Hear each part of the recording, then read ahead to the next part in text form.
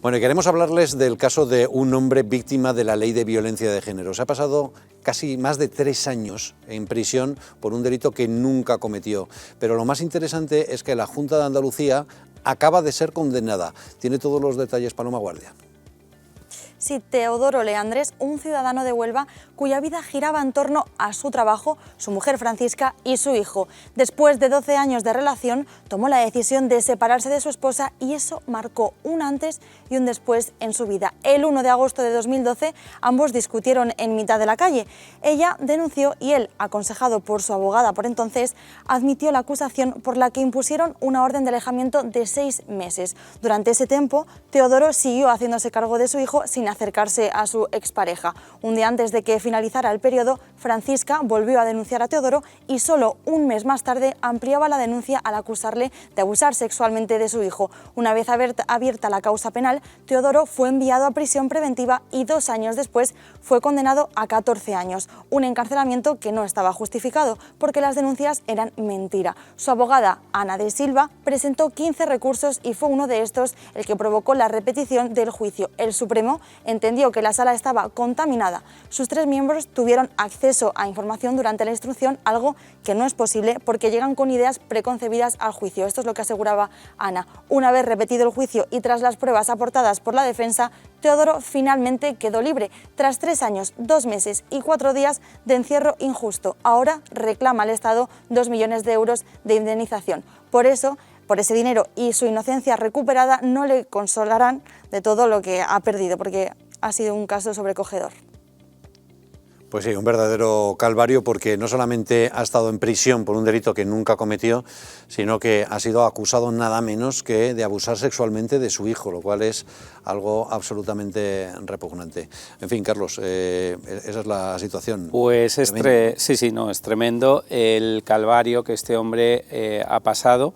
Es un fallo garrafal de todas las instancias judiciales hasta que el Supremo en este caso pues envió la causa a primera instancia para repetir el juicio y se pudo demostrar, pero cuidado porque si a esto le ha pasado a este hombre, quiere decir, Luis, que bueno, hay denuncias falsas en la calle, claro que las hay. Y lo que sucede es que son muy difíciles luego de probar y nuestra experiencia en esta índole es esta cuestión, que una vez que hay una sentencia firme, en este caso de violencia sobre la mujer, el desacreditarlo con una posible denuncia falsa, si finalmente se ha sobreseído, es decir, que no se haya condenado, es muy difícil de probar, muy difícil. Enseguida vamos a tener oportunidad de hablar con la abogada de Teo, pero antes vamos a hablar también con el psicólogo perito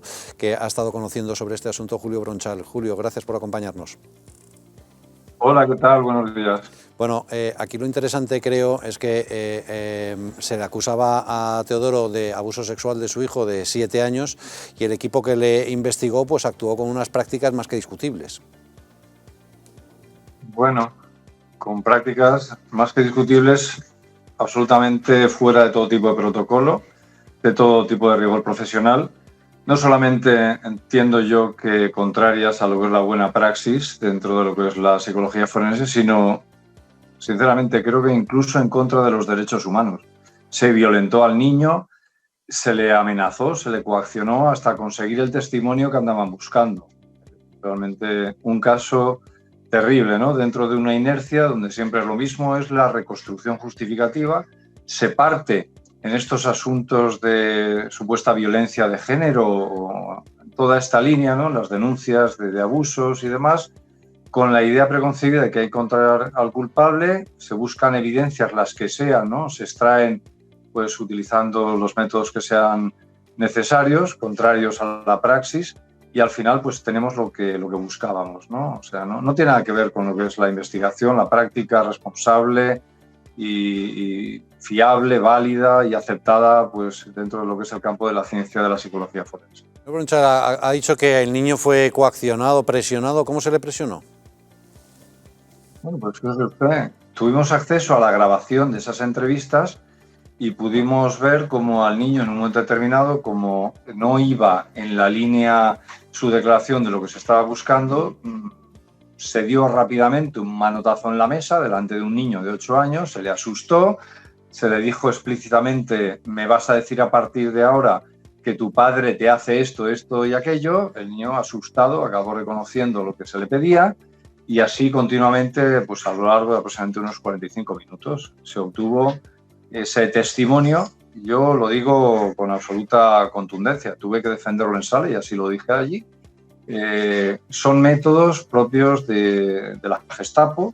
A este niño, con ese método de interrogación, de inducción de respuestas, de coacciones, se le hubiera podido también involucrar en el asesinato de Kennedy, hacerle responsable del terremoto de San Francisco o incluso de una amistad íntima con Bin Laden, lo que fuera necesario. O sea, ese es el método. Pero lo más aterrador del caso, si me permites que lo recuerde, fue escuchar allí en aquella sala que, frente a estas críticas que hacíamos el doctor Gaona, el perito también psicólogo José Manuel Aguilar y yo, hablando de la falta de metodología, de los mínimos requisitos para llevar una investigación con la prudencia, con la profesionalidad, se nos respondió que aquel era uno de los casos más claros que habían visto de todos los que habían llevado hasta el momento. Y así se dijo.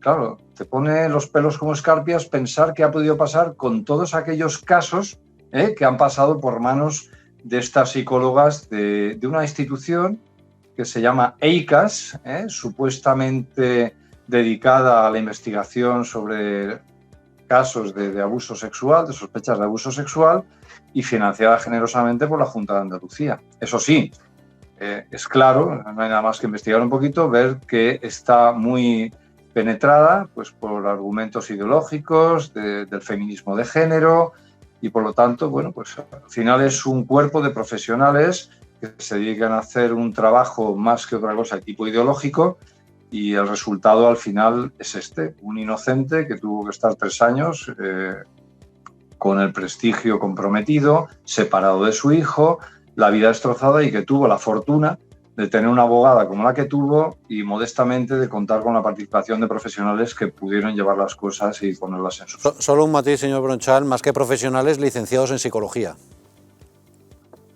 Vamos a ver. Lo digo hay porque licenciados en psicología. lo digo porque la profesionalidad es más que discutible, porque por coaccionar a un niño de 7 años a mí me parece todo menos profesional. Me parece incluso que puede rozar un delito. Mire usted. Aquí tenemos el problema, y esto nos lleva a otra discusión más profunda, que si quiere entramos en ello, de que son instituciones estas que estaban colonizadas por la ideología de género. Entonces, la ideología de género, no hay que olvidar que es una construcción totalitaria, es una ideología, como así mismo se define, ahora lo llaman perspectiva de género y es lo mismo, pero no tiene nada que ver con la ciencia. Esto ha penetrado y ha corrompido, por su vocación totalitaria, multitudes áreas del ámbito de lo humano, ¿no? En todas las esferas de la vida nos dicen cómo tenemos que hablar, cómo tenemos que pensar, cómo tenemos que conducir en pareja y tantísimas cosas. Pues también, por supuesto, se han dedicado a colonizar donde hay poder, pues en este caso, pues los equipos psicosociales, los institutos de medicina legal, y al final acaban siendo cuerpos que recuerdan mucho, por ejemplo, a la psiquiatría soviética de aquella época, que utilizan la ciencia como un elemento represor y al servicio de determinada ideología. Estas son las consecuencias. Cuando abandonamos lo que es el rigor científico para caer en brazos de una causa, ¿no?, donde todo vale en favor de esa causa, pues estas son las consecuencias. Y podrían ser todavía mucho más graves. Todavía quedan resquicios de libertad que nos permiten el exponer, el discutir y el debatir. Pero esta corriente pretende ser hegemónica y silenciar por la fuerza, la represión, la cancelación, ¿no?, de toda esta cultura woke, pues a cualquier visión diferente, ¿no?, o disidente.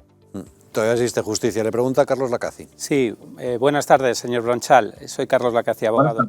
Le quería preguntar, por curiosidad, en cuanto a lo que usted ha comentado, en cuanto a la prueba que dice que tenían de donde se coaccionaba al menor, ¿no?, por parte de estos psicólogos, ¿se dejó visionar esta prueba en primera instancia o me imagino que en el juicio primero no se dejaron visionar, ¿no? No, yo le insistí mucho, lo mismo que mis compañeros, que el doctor Gaona y que el señor Aguilar, en que la sala tenía que ver cómo se había tratado a aquel niño. Claro. Y minutamos, y yo recuerdo hacer el trabajo de minutar exactamente los momentos esenciales donde se criticaba, ¿no?, lo que se estaba haciendo, cómo se le inducía, cómo se le coaccionaba, cómo se le atemorizaba, en fin, todas las estrategias que se utilizaron, algunas muy sofisticadas, para conseguir arrancarle la declaración en el sentido que se pretendía. Esto se visionó en la sala, sí, se visionó. Yo recuerdo como en la intervención que tuve le pude decir a los magistrados que no hacía falta ser doctor en psicología para entender lo que se estaba haciendo con ese niño, que solamente hacía falta un ejercicio de empatía y pensar que esa criatura que estaba siendo tratada de esa manera podía ser un nieto, un sobrino, un hijo, o sencillamente un conocido, un niño o un desconocido, pero que aquello era absolutamente inaceptable. No, pues independientemente de la buena estrategia procesal que el compañero letrado seguro que llevó a efecto, estas pruebas indudablemente fueron contundentes, claro. Gracias. Claro. Señor Bronchal, yo quería preguntarle por qué ha pasado con este equipo de psicólogos de la asociación EICAS, porque resulta que esta asociación se encarga supuestamente de analizar supuestos casos de abuso sexual. Resuelve para la justicia, resuelve si ha habido o no ha habido abuso sexual, pero luego se dedica a tratar a los niños, es decir, que si le sale que sí, siguen con el negocio y tratan al niño X sesiones, en este caso creo que fueron más de 100 sesiones. Y además reciben subvención de la Junta de Andalucía. Bueno, la Junta de Andalucía finalmente por este caso ha sido sancionada, pero esta asociación, ¿qué pasa con ella? ¿Siguen trabajando? ¿Siguen enchufados al presupuesto? Pues mire usted, estoy tan ocupado que no he podido seguir los pormenores ni la evolución de esta entidad, ¿verdad? Lo que sí le puedo decir es que, como usted bien señala, recuerdo cómo se señaló en la vista por parte nuestra y por parte también de la letrada que brillantemente llevó el caso a buen puerto, que había un conflicto de intereses clarísimo, ¿no? ¿Cómo podíamos valorar la existencia de un abuso sexual y lo podía hacer una entidad que al mismo tiempo estaba prestando un servicio a posteriori, ¿no? Yo recuerdo que dije, y para que se entendiera todavía más claro, y usted que es abogado sabe que en estos escenarios conviene jugar muchas veces con las metáforas. Recuerdo cómo manifesté y dije, mire usted, es como si una inspección técnica de vehículos tuviera anexo un taller de reparación, ¿no? ¿Qué tipo de dictámenes podríamos esperar de estas ITVs, ¿no? O sea, había que reducirlo a ese nivel porque algo tan obvio como que no puede peritar la misma entidad que al mismo tiempo presta un servicio y cobra por ello, ¿qué fiabilidad podía tener aquello, ¿no? La palabra es el conflicto de intereses. Es realmente disparatado. Y ahora la conclusión, si usted me permite, es si esto es una anécdota o es algo general, ¿no? A eso voy. A eso voy porque si ellos mismos presumen de que este era el caso más claro, cuando me parece que es el caso más claro exactamente de lo contrario, apague y vámonos. Y si estos tíos siguen trabajando al servicio, entre comillas, de la justicia, es un peligro. A mí no me cabe la menor duda de que esta era la norma que seguían en Huelva en todos los casos que llevaban. Eso en Huelva, pero yo estoy hablando a nivel general porque yo trabajo en toda España, ¿no? Y tengo una visión creo que bastante comprensiva de lo que está sucediendo en este país. No en todas partes se hacen las cosas así, pero tampoco podemos reducir esta cuestión a una anécdota. Es decir, como decía anteriormente, hay una voluntad de colonizar cualquier esfera del conocimiento de la vida humana por parte de esta ideología totalitaria. Y hay una corriente que pugna por ser hegemónica y que no tiene el menor descaro en intervenir estos equipos psicosociales, en implementar sus doctrinas, en confundir a los profesionales o en colocar a aquellos que les son más fieles para hacer este tipo de dictámenes en favor y a mayor gloria de todo lo que de la agenda social que pretenden. Mire usted, últimamente, reciente, tenemos pues un último informe escandaloso de los juzgados de Madrid donde se sugiere que un justiciable es un maltratador, y le cito literalmente, porque se le advirtió durante las entrevistas que tenía mirada de maltratador. Mire usted, perdone que lo diga, pero mire, yo soy Premio Nacional Fin de Carrera de mi promoción, el número 1, bien. Yo la asignatura Miradas y Tipología Criminal le aseguro a usted que yo no la di. No sé, es que estuve enfermo y me la perdí. En definitiva, ironías aparte, esto es un auténtico disparate. Bueno, pues esto entra en los juzgados y puede ser la pieza de convicción con la que se condena a una persona, porque tiene mirada de maltratador. Hasta este punto estamos llegando. ¿Y la presunción? Y yendo ya a la conclusión de lo que le decía, hay que estar muy alerta porque esta corriente se ha impuesto en muchos juzgados, Sí. y además pretende ser hegemónica.